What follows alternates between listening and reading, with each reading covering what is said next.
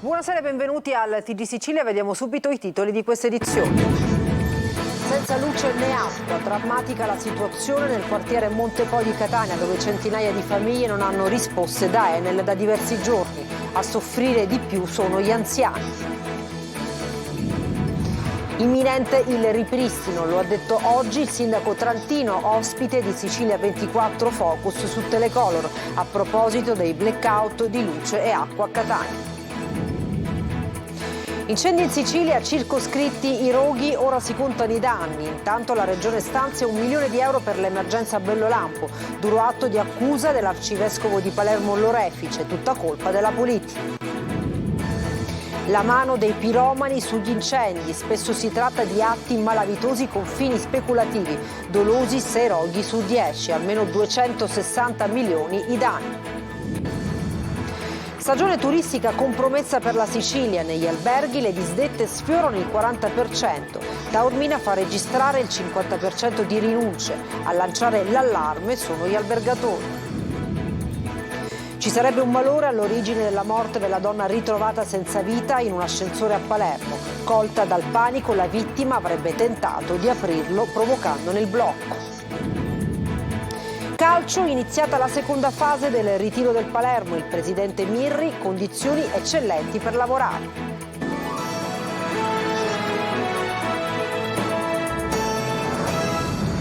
Come avete sentito, a Catania interi quartieri ancora senza luce né acqua. A Montepò la situazione disperata di centinaia di persone da domenica scorsa senza corrente elettrica. Manuela Corsi.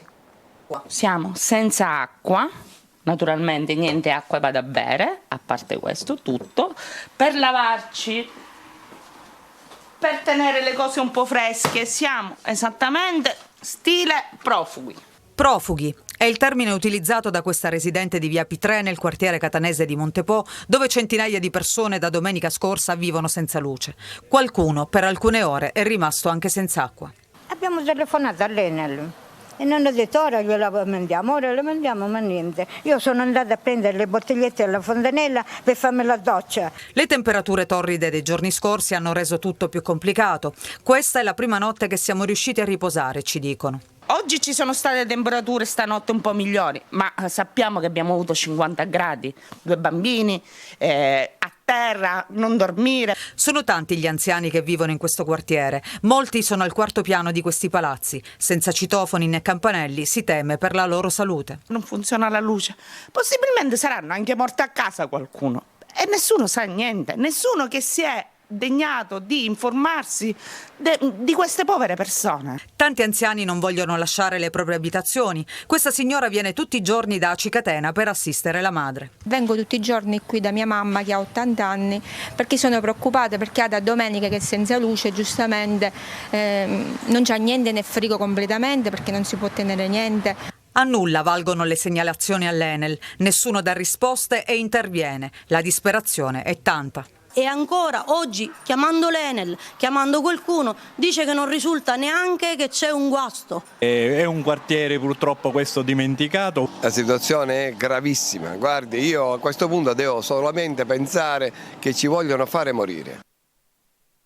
E l'emergenza blackout mette a dura prova comuni del catanese. Da un lato i cittadini che chiedono risposte immediate, dall'altro i gestori di acqua e luce che non riescono a garantire i servizi.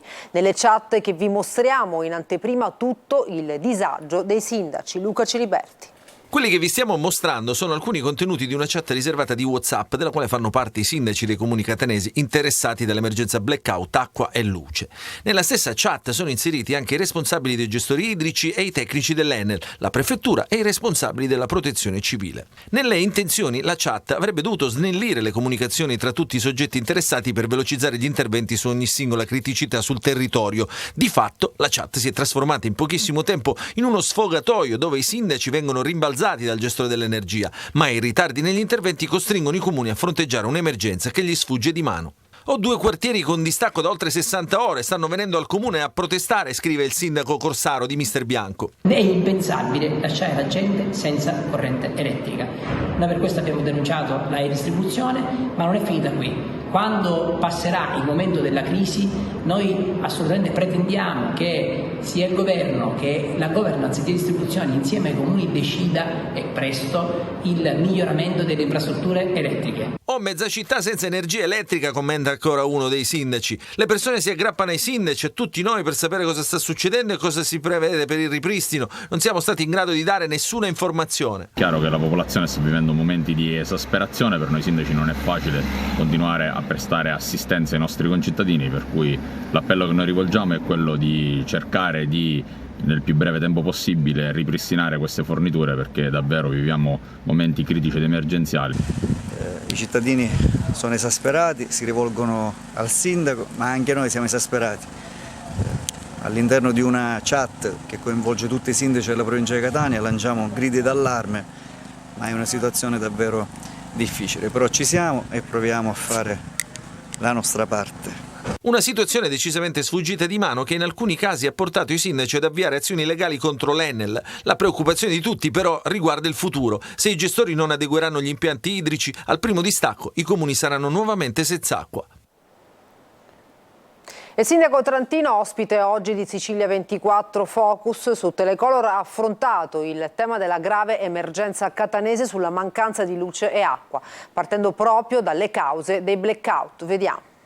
Per quanto riguarda l'Enel, le cause stanno emergendo. Erano cause che già facevano parte di un preciso protocollo operativo dell'Enel che individuava nel possibile scioglimento dei giunti per effetto dell'aumento delle temperature la causa di questi disservizi che oggi stiamo constatando. Ci saremmo attesi, proprio in ragione della conoscenza del fenomeno, che intervenissero con più tempestività. Adesso i disservizi riguardano 3-4 mila cittadini rispetto ai 30.000 che abbiamo toccato di picco, ma io penso e mi metto nella pelle di ciascuno di questi 3-4 mila ed è una condizione intollerabile. La situazione si dovrebbe risolvere. Guardi, non voglio essere ottimista, ma avevano detto all'1:30, ma hanno detto è possibile entro 3 ore. Però non è neanche corretto che la gente viva con questo punto interrogativo sulle spalle. Da un lato è vero che c'è un indennizzo automatico a chi abbia subito il distacco dell'energia per più di 8 ore, ma dall'altro è vero che non ci si può accontentare del solo indennizzo. Nel momento in cui dovessero maturare ipotesi di responsabilità, è chiaro che a questo punto il tipo di riflessione giuridica cambia. Io ho parlato col vice ministro Leo qualche minuto prima di arrivare in trasmissione, il vice ministro delle finanze, che mi ha detto che certamente slitteranno gli obblighi giuridici e quindi tributari che scadono il 31 luglio. Per la Sicilia ci sarà un mese di proroga probabilmente, dopodiché si aspetta che il governo si pronunci sullo stato di emergenza. E Distribuzione comunica di aver rafforzato la propria task force nell'area di Catania grazie all'arrivo di nuove 150 risorse, portando ad un totale di circa 600 tecnici che stanno operando ininterrottamente sul territorio per ripristinare il servizio. Dato il calo delle temperature, si prevede infatti la progressiva rialimentazione della quasi totalità delle utenze. E la Regione stanzia fondi straordinari per l'emergenza incendio a Bellolampo, quasi del tutto spenti i roghi nell'isola, ma le ripercussioni negative sull'ecosistema avranno purtroppo effetti a lungo termine. Maglio Viola.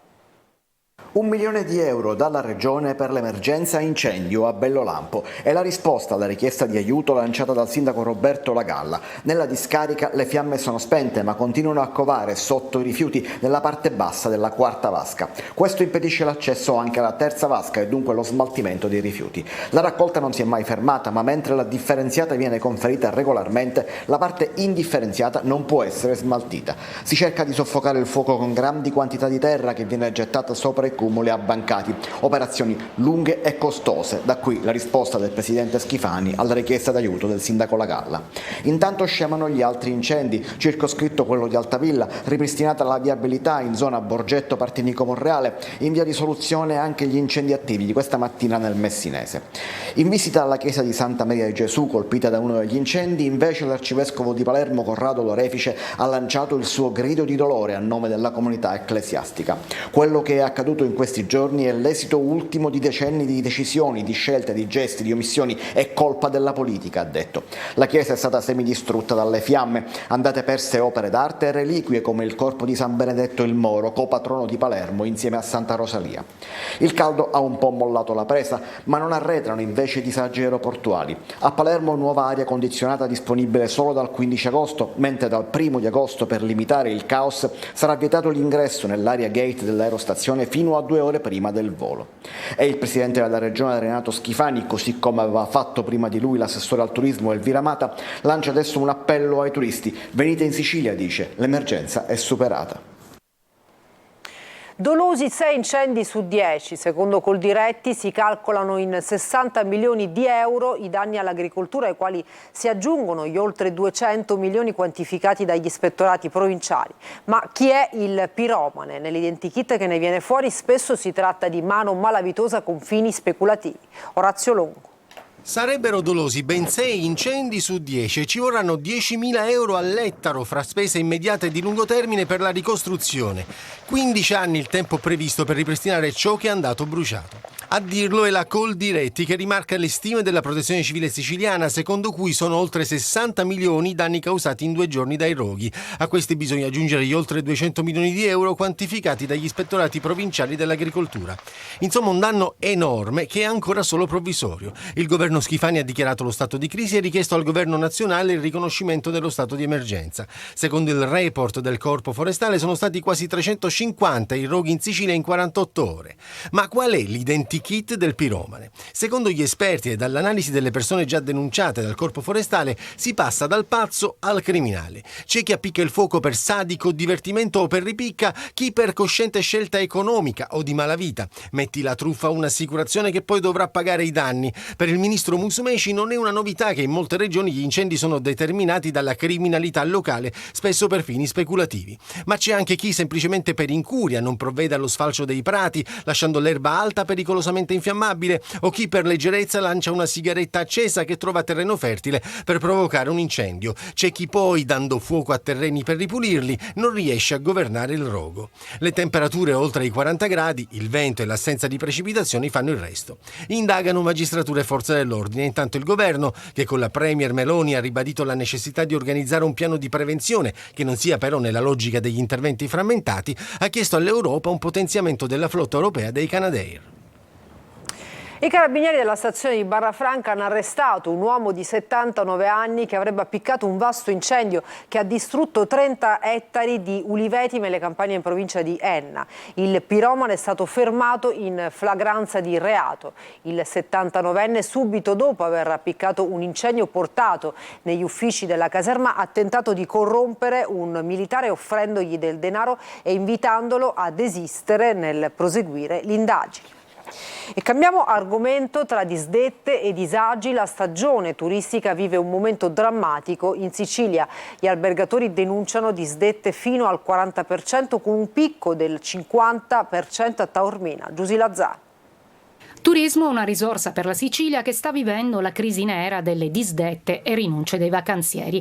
Sono 35 milioni i turisti che hanno deciso di partire quest'anno e il 90% ha scelto di restare in Italia.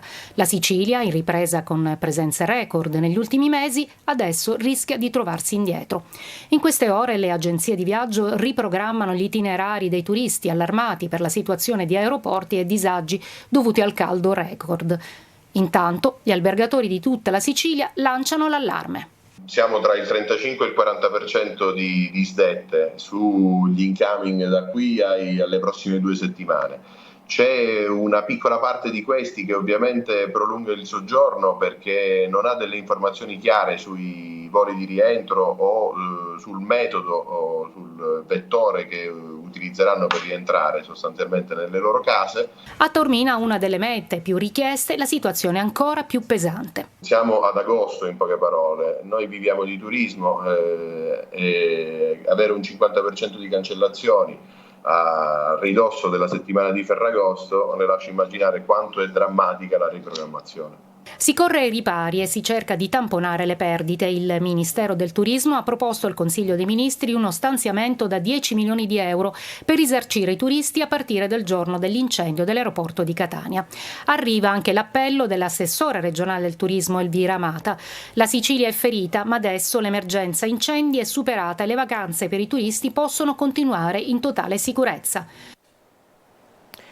E parliamo di Fontanarossa, in arrivo 2 consulenti della Procura che avranno il compito di ricostruire l'origine del rogo che dal 16 luglio scorso ha paralizzato lo scalo e verificare possibili ritardi o omissioni nell'ambito dell'indagine. Sul tavolo dei magistrati intanto è arrivata la prima relazione dei Vigili del Fuoco, secondo cui le fiamme sarebbero partite da un cavo di una stampante utilizzata nel box delle agenzie di autonoleggio. I periti dovranno verificare anche se la procedura di emergenza è stata rispettata, come ha più volte ribadito l'amministratore della SAC Nico Torrisi. Arrestato il 17enne licatese che lo scorso 2 luglio avrebbe accoltellato davanti a uno stabilimento balneare di Licata un concittadino 22enne. L'accusa è tentato omicidio aggravato e porto ingiustificato di coltello. Il giovane è stato portato all'istituto penale minorile di Palermo. Nessun blackout all'origine della morte della donna di Palermo ritrovata all'interno dell'ascensore di uno stabile. La donna si sarebbe sentita male e colta da malore avrebbe aperto le porte dell'ascensore. Si sarebbe sentita male in ascensore e colta dal panico avrebbe tentato di aprire le porte bloccandolo tra 2 piani. Non ci sarebbe stato nessun blackout, quindi dietro lo stop dell'ascensore, all'interno del quale ieri è stata trovata morta Francesca Marchione, la donna di 61 anni deceduta a Palermo. Solo dopo ore i condomini del palazzo di Via Oreto in cui la donna abitava hanno dato l'allarme. Sulla vicenda sta indagando la procura di Palermo. Alcuni condomini già questa mattina assicuravano che ieri non ci sono stati blackout, ma nella zona ci sono stati diversi esercizi commerciali chiusi proprio per mancanza di corrente elettrica. Ieri abbiamo chiamato l'assistenza per l'ascensore che era guasto e nel modo di aprire si sono resi conto che c'era la nostra vicina di casa priva di vita. La donna, che viveva sola in casa, come ogni mattina stava uscendo, ma questa volta la sua quotidianità si è spezzata tra 2 piani dello stabile. La signora conduceva una vita piuttosto riservata, viveva al 7° piano del palazzo, in quella che un tempo era l'abitazione riservata al portiere dello stabile. E parliamo dell'Etna che sta offrendo in questi giorni uno spettacolo affascinante con i suoi magici anelli di fumo. Cerchi quasi perfetti che fuoriescono dal cratere centrale che stanno incantando turisti ed appassionati, suscitando grande curiosità per la loro forma incredibilmente precisa. Gli anelli sono originati dal nuovo cratere formatosi all'interno del cratere sommitale Bocca Nuova. Foto e video del fenomeno sono diventati virali sul web. Ci fermiamo per una breve pausa, tra poco parleremo del calcio Palermo, non mancate.